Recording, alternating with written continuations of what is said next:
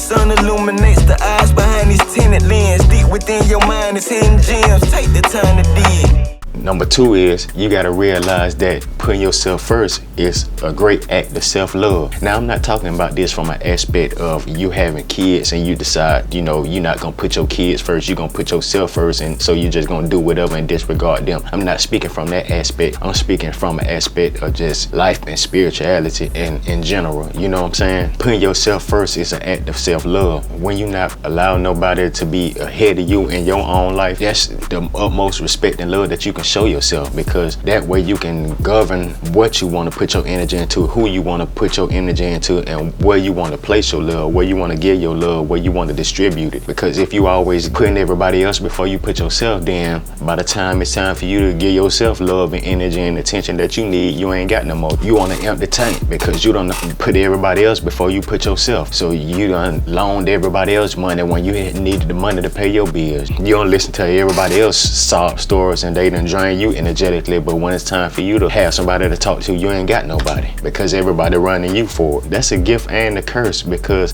sometimes in life, being the spiritually inclined person, a lot of times you're gonna end up being that person, but you also gotta know when to cut that off, what barriers to put up, you know what I'm saying, and know that putting yourself first is an act of self-love. So don't allow people to tell you that you're selfish because you decide to put yourself and your well-being and your overall mental health. Don't pay attention to the people who feel like it's wrong for you to put yourself first. If you can't do for you, then you definitely can't do for nobody else. And then at the end of the day, with that being said, once you start to put yourself first, you start realizing how much you got to give to other people. And a lot of times you have a lot more to give other people that you want to help or that you got love for, and that can benefit from you giving what it is that you got to give from your life to them, because you will be full of love from the love that you're giving yourself, and that allow you to distribute that love as you see fit or as God directs you to distribute it. And if it takes for you to be a little selfish to put yourself first, then you need to be spiritually selfish, you know what I'm saying? Just for your own mental health and your own well-being, and that way you'll have more to give other people. Number 3.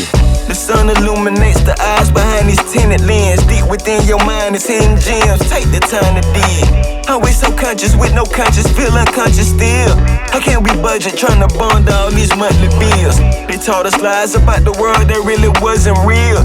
Hidden agendas that have still yet to be revealed. They took the minds of our